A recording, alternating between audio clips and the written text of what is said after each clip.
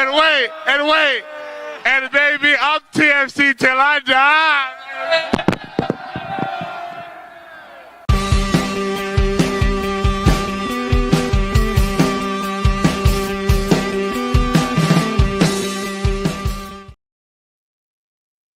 Hello and welcome back to Toronto Till I Die, the Toronto FC fan show. I'm Mike Newell, and look, Toronto FC played a game yesterday, Sunday afternoon in Atlanta, and that game almost put me to sleep. I'm not going to lie. I don't know if anybody else felt the same way, but it was a tough one to get through.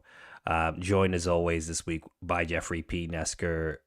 Jeffrey, I don't know how you took in the game yesterday, but a 0-0 draw in Atlanta, a game that probably ran about 2 hours, could have been like 4 hours. It felt like it was just dragging. I don't know how you feel, and hi to everybody in the comments. Please tell us how you watched the game and how you found it, because it was a tough old slog for me. Well, I mean, the question has to be prefaced. Did you watch the Apple TV or did you watch the TSN2? Because we were lucky enough to have two different broadcast options last night. I did watch Apple. I did watch on Apple. And so did I. So I wonder if maybe it was the most exciting game ever and it was just the Apple commentary team that's responsible, because it was a pretty bad night for all things considered. I think you said it best when you were running the tweet machine for TTID last night. You know, it's a game that belies the place in the standings of both of those teams. And I just think, I mean, in the same way that Mercedes-Benz Stadium can like be the 12th man when it's rocking. I mean, when it's empty, that place looks cavernous and sad, right? So I think it affected the vibes as well. I think it's the first Atlanta home game where I could discern actual individual crowd chatter. Well, usually it's just like Apple broadcast. I don't know how it was on TSN, but they were like clearly amping up the mics. It sounded like a CPL game. I mean, it's this. I'm used to at the CPL being able to hear individual conversations, but not at Mercedes-Benz Stadium. So, look.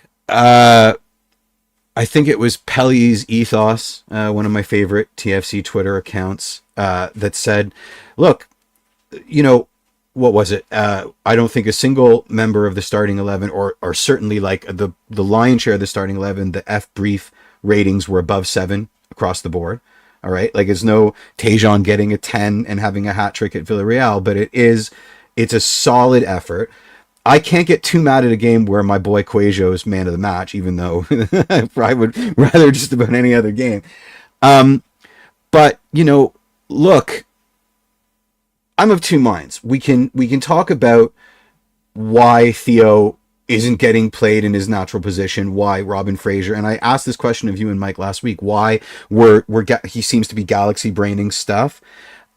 We can ask why at a certain point our backline was Kobe Franklin, Richie Larea, Raul Petretta, and I don't even want to think of the fourth person, but it wasn't a central defender. Like, there was a certain point after I think the second round of subs where like our center back core was just woeful, and I was like, well, this is a 0-0 draw, right? It's not like we've cruised to a 5-0 lead here. But it all comes back to like, boring is good.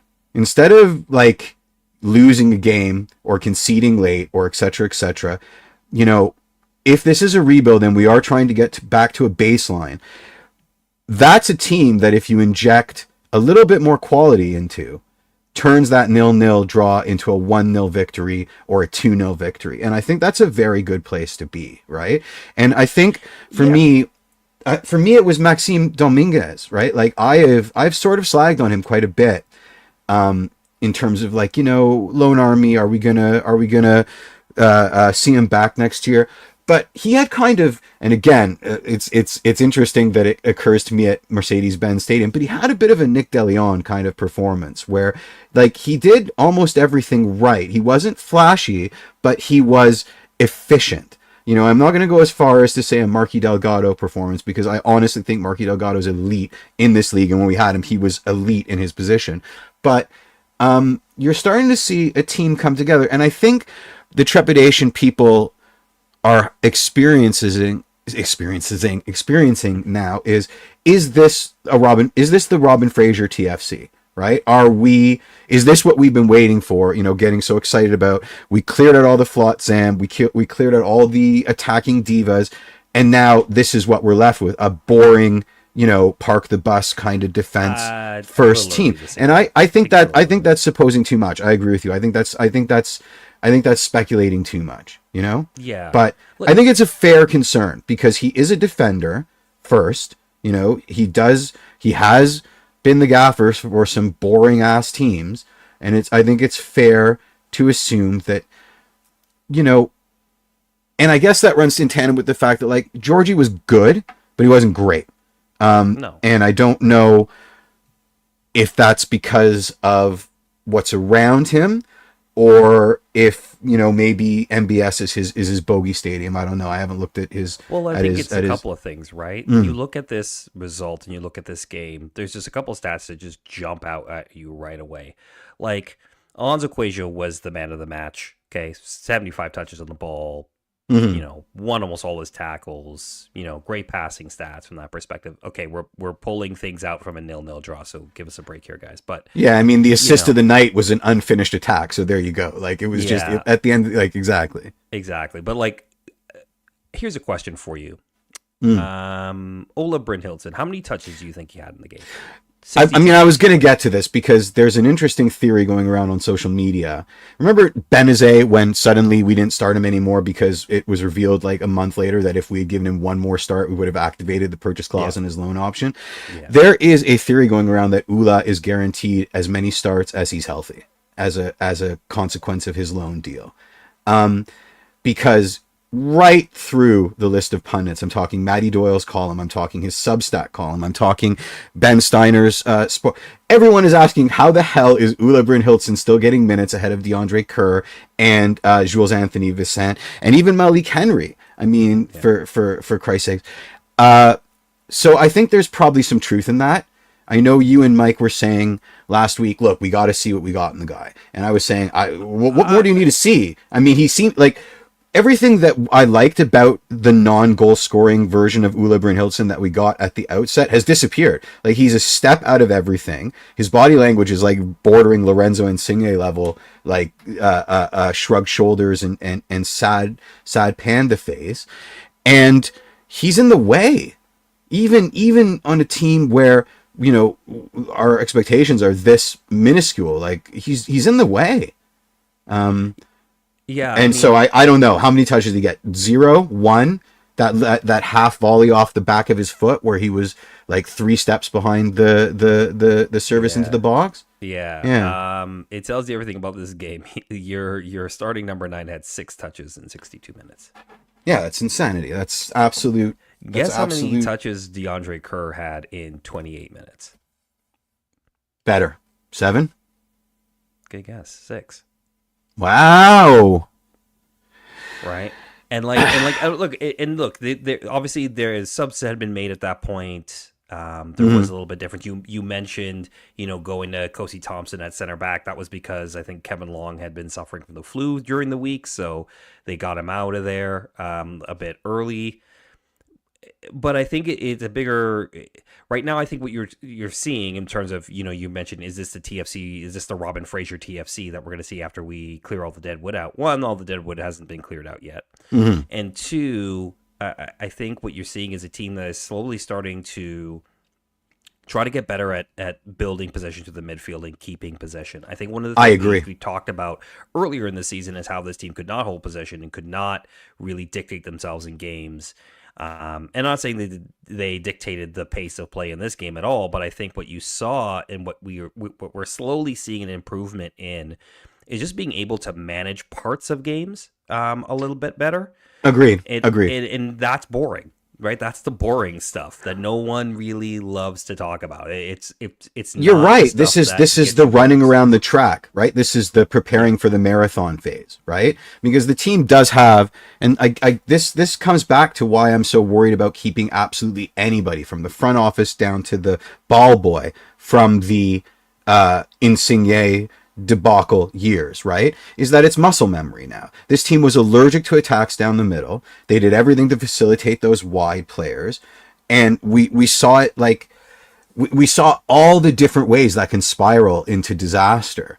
So yeah, it's liberating to see them. I mean, they were really trying to do stuff in the middle. Now, whether that's entirely Jordy's influence or just a unique meeting of a bunch of different influences, there was a desire to do it, despite the fact that oftentimes they lost possession in very, very rookie kind of ways in the middle. Like they got cut out, pass was late, nobody was there, but they were trying to do it, and you at least have to applaud them for that. And that, again, I think that's why I thought Maxime was such a revelation for me, because it was so nice to see midfield play and interchanges and an attempt at all of that. So yeah. Look, I mean, when you think about this game as a whole, I mean, look, Atlanta were not that much better, right? This is two teams that have not quite got their recruitment right, and therefore you get a game exactly like this, like two teams who are clearly most likely not going to make the postseason this year. And you saw it. You saw it out of both teams, right? Like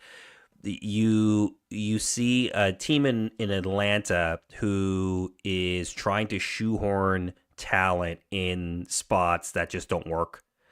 And sounds familiar. See a team in Toronto FC who just doesn't have enough right now, right? Like, just we know what Toronto FC are at the moment. They're just a team that doesn't really have enough talent at the moment. Yeah, to we've got really a flat tire. Cause teams a ton of problems. Like if you look at the starting 11, like you are playing the best 11 you got, because literally there is very little else behind you, right? You can make the case that okay, you could swap up Brent Hilton for DeAndre Kerr. I would make that case all day long, or even Vilsaint, right? Yeah, I would make that case with you too. And I also think it's a very different game if somebody other than Ula Brynhildsen doesn't spend 60 minutes looking like a lost puppy out there on the pitch. So I don't think that's unfair.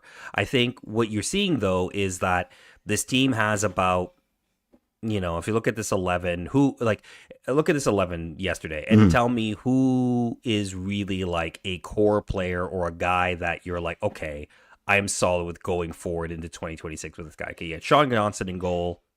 Yeah, you can ride with love Sean to have Johnson. him. Love to have him. I don't think he's long for that TFC crest. Maybe not. We'll see what happens with him. Kevin Long, yeah, I can give him another season if he's willing to play. I mean, the guy gets the flu and leaves his center back duties and a 0-0 draw to Cozy Thompson. I'm not sure if he's the guy. That's Robin Fraser pulling him, right? That's Robin. Yeah, Fraser. I do like how many coaches has it been now? I think Fraser and Herdman. Herdman was terrible at it, but like when I started getting into football, it was like an unspoken rule: you don't sub your center backs unless their legs are broken. Like if they're the starting center backs, I think if he was fully fit, he would have played the full 90. It just he wasn't. Right, but I mean, this isn't an outlier. Like Herdman subbed his center backs like it was a habit, and I'm seeing Fraser do it a lot too. I realize the game has evolved, but like. Every time I see a center back sub, like at the 65 minutes, I'm like, have you not read Inverting the Pyramid? Like, do you want me to give you some homework? But I guess the game is evolving. I mean, look, Oso's impressed over the last couple of games. I think he's had less to do, and as a consequence, he's less responsible for some egregious kind of play out there. I thought Dominguez was great. I'm upset we didn't get to see Davey 2 Electric Boogaloo, but I imagine that's coming up for the derby. Yeah, if the question is who in that 11 do you think belongs in the team? I mean, most of them. I can't see Cozy Thompson and Kobe Franklin going anywhere. I think they're lifers with the team, or at least coming back for 2026. DeAndre is always going to have that sort of second striker role with this club. It seems that he cannot do anything to get a run of games as a starter. Vilcent impressed. Malik Henry coming off the bench was fantastic as always. Of course, Richie's coming back into 2026, so I'm not really sure what we mean there. I mean, all I'm saying is just right now, like, this is the best team we can honestly put out there every single week, right? That 11 pretty much. Maybe only the sub is DeAndre Kerr, and maybe but I think that changes a lot. I mean, Ula was that bad. I think that changes a lot. Like, this game is a microcosm. I'm sorry, but like, I don't think it changes that much. Like, I really do. I would have loved. I don't think anything changes that result. I'll be perfectly honest. You put Vilcent in there, that tree, that 7 foot tall like beefcake that scores within a minute of his debut, and you're telling me that hungry player isn't going to do better than Ula. It came off my shoe and into my face. Brynhildsen, like, I honestly, I don't. I really okay, because that's all game I was thinking that. Yeah. All game I was thinking, if only we had somebody up front that wasn't lost out there, maybe, because Quajo, man of the match, he was delivering dimes there every time we had a corner. Jordy was giving it like he was feeding delicious crosses into the box, right? And no one was there to get them. So at least 4 or 5 different opportunities, and it wasn't Ula every time, to be fair. It was other guys missing their marks or missing their spots. But like, you have to think that the couple that Ula absolutely miffed on, maybe Jules Anthony connects on, and it's a different story. So it was such a tight game. 1 goal wins it. So true. I don't know right now. Okay, you're starting to build towards 20.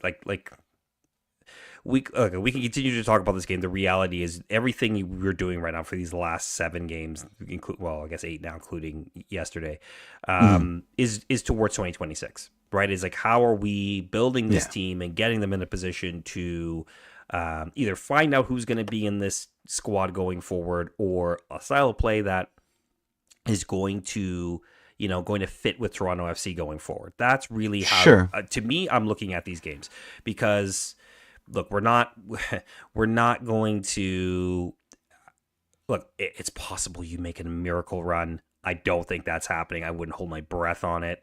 So really, what I'm looking at is, okay, do we have players right now that are dynamic enough to break games like yesterday, which is 0-0, kind of a midfield battle. It went a little back and forth for a little bit. You're playing a team right now that just is not in form in Atlanta United, right? Do you have somebody right now that could really break a game? And I like Georgi Mihailovic. I think he's a great piece to continue to build on, but he's a piece. He's not the thing. And that's kind of what Jason Hernandez was kind of talking to or speaking to in his press conference, where he said, like, listen, he is the piece we wanted to get to start this thing, right? And now the question is going to be, where do you get those other pieces? Because DeAndre Kerr, I'm a DeAndre Kerr stan. Everybody knows that. I don't think he's the guy, right? Jules Anthony Vilcent, he is, and Mike Singh said this last week, is a guy who can give you 1 game and then disappear for 4. And then get dropped from the team. Then come back and give you another good game, maybe 2, and then you run him for 4 straight and you get nothing, right? So that's my thing about yesterday. It's just like, where I don't know if you have a game breaker. The closest thing I think you have from a dynamic game breaker, oddly enough, is Theo Corbianu. And he got some shots in, and again, he did his thing. He was taking guys on. But he even has flaws, which we have talked about immensely in the show. So I don't need to go through all of that again. So that I just think that's where TFC are at the moment. And what you get. I think we're lucky if we see that. Like, let's assume that the Ula rumors are true and he starts when he's healthy. So your entire thesis statement of we got to see who fits is kneecapped by the fact that our starting forward is not long for this world. Well, I'm assuming that, right? Yeah. the other thing that I thought was really interesting is when Robin Fraser was asked about Kobe Franklin, and he said he had such a good week in training. We need to start rewarding players for good weeks in training, right? So does that mean that DeAndre and Jules Anthony had crap weeks in training? Because my spider senses are starting to tingle that maybe Ula's got that clause in his deal. So it's like, because. So it's frustrating to me. I keep saying this. It feels like Robin Fraser's galaxy braining stuff. Like the subs suggest it, the game plan suggests it, the starting formation suggests it, the fact that Ula's getting minutes suggests it. So can we read anything in these 8 games? I mean, 7 games now. Yeah, I think. Other than the fact that who Georgie's gonna start connecting with. And then my other point is that this was not we have the game breaker for this game, and he's already on our roster, and his name is Richie Larea. He's out of form. But this was a Larea. This game was a gift wrap for Richie Larea. You saw his battles with Miggy Almiron. You saw him get under Miggy Almiron's skin. This Atlanta team, you do that to Miggy with a dynamic attacker, and you usually come away with a 1-0 victory when you take him out of the game. And we took him out of the game. He was pissed by the end of it. So there is things to, Richie of 3 years ago, he's feasting on that game. He's maybe scoring the game-winning goal himself, right? How do we get closer to that Richie, right? That's a good because question. If we have that Richie, then we're winning that game. The answers to a lot of that are here, right? We lost Davey, but we didn't lose Richie. We still have an absolute animal out there for when it's required. Georgie obviously makes us dangerous on set plays, right? Which is something we haven't had in ever. And like I said, I really like seeing Alonso and Maxime out there doing their thing, sort of platooning each other. Oso on the left is not the answer, and it never has been. I mean, I know he can play there. He has to make room for Cuejo and Maxime. But maybe, because, having the formation that we started with, having Oso so tight as a left sort of attacking midfielder, kind of neutered Theo a little bit, right? Because he wasn't playing as wide as he likes. So he was kind of in that clogged midfield. And I'd like to think that Robin Fraser is tactically astute enough that he doesn't have to have his left midfielder playing the same line as his right midfielder. He can have Theo sort of in a more wide role, and Oso. It doesn't have to look pretty on the page. I don't honestly, I don't know how much we're going to get out of these 7 games, and that's even before I look at who we're facing. I think there's, and I hear what you're saying. I think there's a lot to still discern out of these last 7 games, right? I think you're going to start to potentially see, people who are maybe not getting as many minutes. You mentioned Kobe Franklin earlier, gets to start at right back. I thought was solid. Not spectacular. He's not going to be Richie, right? Like, that's just not who he is. He's more of a stay-at-home right back. He popped up into the attack a lot more than his final ball is just not there. No, it's not there. Yeah, and that's been the book on him since the beginning. But I mean, tackle, like defensively, gonna win the ball, gonna attack, won all his tackles, won all his duels, I think. So like from that perspective, that's a solid game. I think you're gonna start to figure out, like, okay, clearly more of the responsibility from a deep lying playmaking position is going to Alonso Cuejo. Let's see how he handles that with more responsibility from that perspective. Agree. I think you're gonna start to learn a little bit more about, okay, what are we, what is Raul Petretta in this team? Nothing probably, but like, what is he gonna? Just lost Michael. Hi. We'll see if he comes back. I don't like staring at myself. Does anybody know any sea shanties? Are we still broadcasting? Yeah, we're still broadcasting. Help me out here, chat. What's going on? I feel like I'm a Twitch streamer. Build the time machine if you want the Richie of 3 years ago. Okay. Maybe best catch New England Revolution. Sure thing. There is Mike to rescue me from my vamp. Ah, there he is. Excellent. Yeah, sorry about that. Yeah, I was falling apart. That's okay. Terrible. What I was just saying was that you're going to find out a lot about this team in terms of who's going to be coming into the squad next season, who's going to stay, and who possibly is going to go. So I think that's what you watch for, right? And then obviously you have the derby this weekend. You want to win a derby.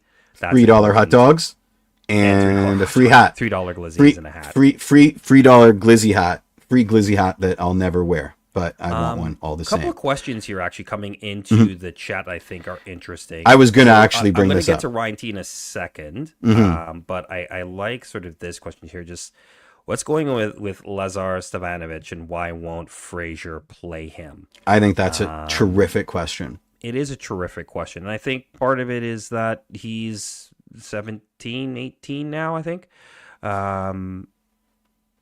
And I think Robin Fraser still thinks he needs to win football matches, right? Like, I think that's part of it.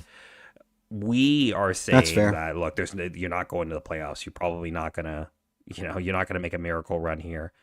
They're probably looking at it and saying, like, hey, we can still have a shot here. Yeah, they probably are. Because they're mathematically, they're not. And it's a healthy attitude to have. We don't want to defeat a squad, right? We've had him for 5 years. Let's have something different, yeah. Yeah, and I think it's just the question that then becomes, is he doing enough in training to dislodge Sigurd Rosted and Kevin Long? That's tough.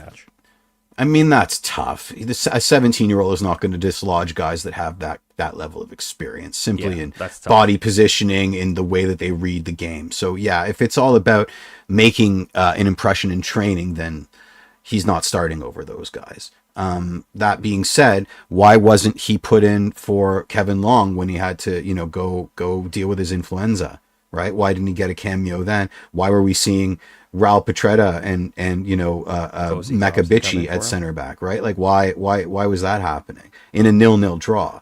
So I think the question's valid. I mean, it sucks how often we say this. That there's a guy in the academy that has some heat. Dimitri was a recent example, right? Remember how much smoke everybody's blowing up Alexander Dimitri's ass, and then unceremoniously sold him to no transfer fee to Romania. Like, it's tough. It's tough, and I wonder. Look, I mean, I don't even how do you pronounce his name? The guy that wanted that Spurs thought they were getting, that we ended up buying from Crystal Palace. How do you pronounce his name again? Eze Arsenal. It's an Arsenal thing. Oh, yeah, dude. Okay.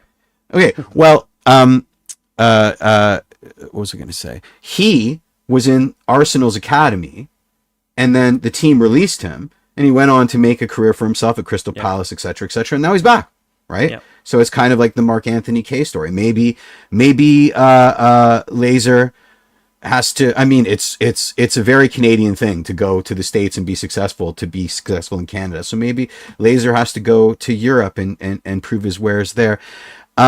Michael Mitchell follows it up. My guess is that Rosted is not coming back next season. I wouldn't be so sure about that. I think Robin rates him quite a bit. I think he's been dependable, and I think as long as he's not coming back at the same salary, so we get a bit of relief there, I think it's a fine move to bring him back. Yeah, I think it depends on what you do with Kevin Long, because I don't think I agree. I'm not sure I want them both starting together again. No, I think they share too many similarities, and I would love to have a Kevin Long, Drew Moore, and a Mavinga kind of guy. And now, perfect segue. Let's attack Ryan's question, which is thoughts on that tweet that went out about Fede. I mean, I can only speak for what I hear in the hallways and the causeways and the group chats. There is absolutely no way that there isn't a grain of truth to this comment. I've heard enough to suggest it.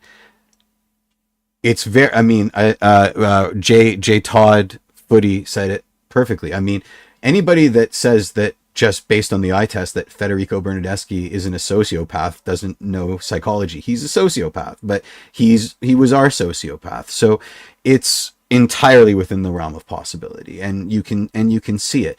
Mavinga coming in to defend him, is interesting. But again, Mavinga was only here for what, like the first flush of it was Mavinga. I think Mavinga was gone. I think Mavinga's played with him at Juventus. No, is that at Juventus? No. Did they even suit up together at TFC? No, of course they didn't. No. He's been shared a locker room with him in the past. At what team? Mavinga never played for Juve. At some Russian squad? I'm trying to remember what team could have possibly played. Okay, well that's a fun fact. Yeah. I mean, but again, then you're talking about a French player and an Italian player together in a locker room somewhere else in Europe. Of course, they're going to bond together. It's an entirely different experience. I think the context is so different. Credit to Chris Mavinga. That's awesome. You want to defend the guy. You listen. Anybody that thinks that there's not some truth to that, I have beachfront property to sell you in Iowa, of course there is. Not surprising. I mean, but who cares? And also, who cares? Surprised by this? No. I'm sure the full expose comes out in the off season. I'm way more interested in what I see with my own eyes as such a Jekyll and Hyde act from Lorenzo. Right. And I'm talking about the All for One videos, the one where Richie comes back and he's like hugging him in the hallway like they're the best buddies. I imagine when the cameras aren't rolling, that guy said nothing to no one, sat on his own and pouted. And those are the stories that I want to hear. I mean, Fede vaping and being a sociopath, it was right there for anybody with eyes to see. So I that's not surprising to me. Yeah, but the thing that actually got me was not so much the off the field, how you treated people in the dressing room. I think people kind of knew that was at some level happening. I think it was the more of the performative nature of his outings for Toronto FC in terms of effort, right? The second part of that statement, with a lot of people saying a lot of that was performative. Yes, he scored goals. You try performatively running up and down box to box for 90 minutes I don't think that. Listen, I love slagging Fede, but that's insane. He was performatively being as fit as a fiddle as a Greek god. No, his body was a temple, and he ran his ass off for this team. A lot of his tactical decisions on the field were not very astute. Well, that's the thing. When left to his own devices, he's got one move, right? I think the comment was more around that running was more for him and his own hubris, if you want to call it that, than it was for the team. Do you know what I mean? You can hide. Does it matter? I don't know. Isn't it always a little bit of A and B in every case? Even the guys that we love, I'm sure Thierry Henry was, was thinking about his statue. I'm sure Beckham was, of course, it's just that it was such a crap team that there was such a gulf and a disconnect that everything was suspect, right? Someone gives you a birthday cake on that team and you're like, what do you want from me, right? Someone buys you a drink and you're like, well, do I have to buy you a drink later, right? How much was the drink? Are we going to the expensive cocktail bar after? And my round is going to be 4 times the shitty pint that you bought me, right? I'm glad he's gone, right? Yeah, I think that's the big thing, right? Yeah. A lot of this stuff is going to get rehashed. Like I said, someone, I don't know if it's The Athletic, someone's going to write something will come out about those years and how things went at Toronto FC. Part 1 has kind of already been written, so let's see what part 2 looks like. But not a surprise. No, I don't think it surprises anyone. No, and look, I think that dressing room, is, I think complicated's more the word. I'm sure that they made relationships, as in, you go to work every day and you meet people you don't exactly love, but you get along enough to get the job done, right? Or you get along enough to get the basic tasks that you need to get done. You don't end up being best friends. You're not hanging out afterwards. You know what I mean? Obviously these guys aren't hanging out. You know what I mean? The difference between a Kobe Franklin and what he can do on a Saturday night and a Federico Bernardeschi, what he can do on a Saturday night based on pay scale, gonna be a little bit different, right? Like it's not like they're all going bowling on Saturday nights at Bolarama in Etobicoke, right? Like, is there even a Bolarama left? All of them are closed. I miss Boloramas, but that's Planet Bowl now.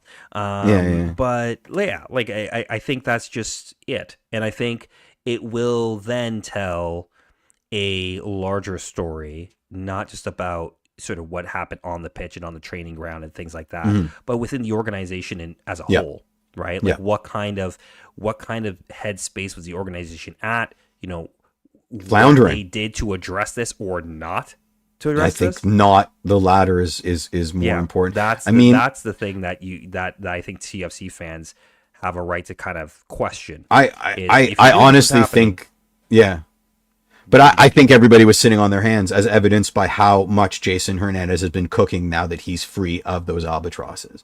I mean, I think that most people were spending their days thinking about what they were going to do at the magic moment that they didn't have to worry about Tweedledee and Tweedledum anymore, right? And so all the moments with Tweedledee and Tweedledum were just surviving, you know, like on that life raft, just trying not to get thirsty, basically. Yeah.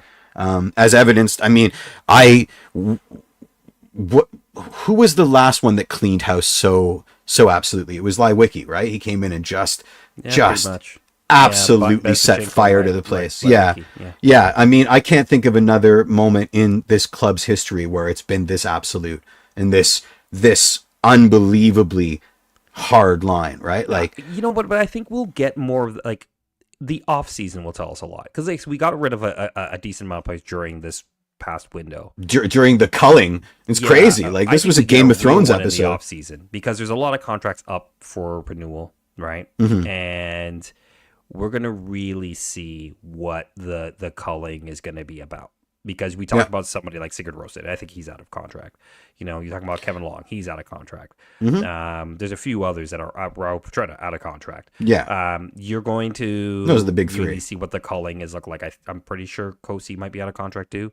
He may have an option. The team may have an option on him. But like, long story short is that there's going to be a real sort of culling or culling's the right word, but like a real just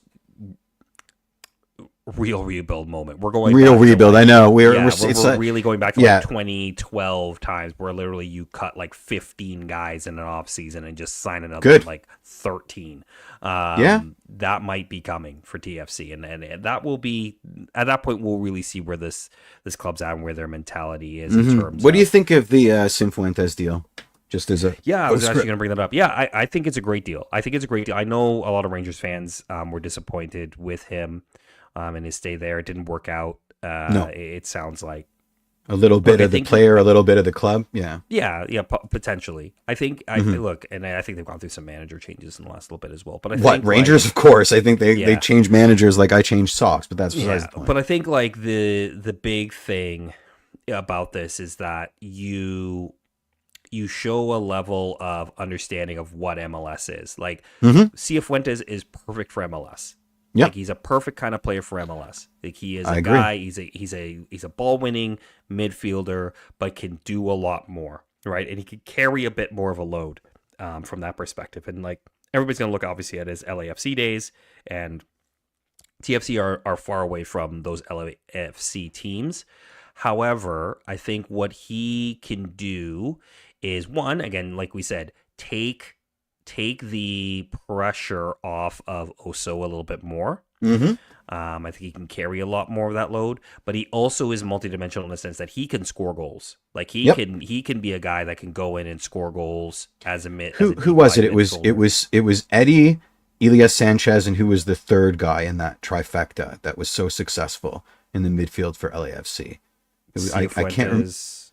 Elias Sanchez. I'm trying to think of the third one, and it's just completely... at the West for a while, but I think there it is. He came back. But that would be it. And I think like that's kind of what you kind of need in an MLS right now. The question is going to be. Sorry, go ahead. No. I agree with you 100%. I'm going to miss the pure six machine that was Davy Flores. Easily my favorite. Oh, Kellen Acosta.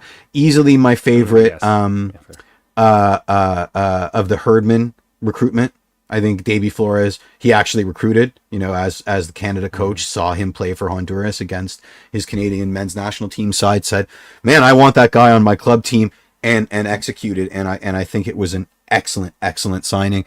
I know Cifuentes isn't as pure a six. I'm going to miss that. I really do like pure sixes. They're so much fun to watch when they just go studs out and completely the attack evaporates at their feet. I just love it so much. Darlington Nagbe, for example, I've always rated Darlington Nagbe. I think he's a terrific player. But I mean, he's closer to the Bradley hybrid, but like Nagbe can tackle though. He can kill a play. So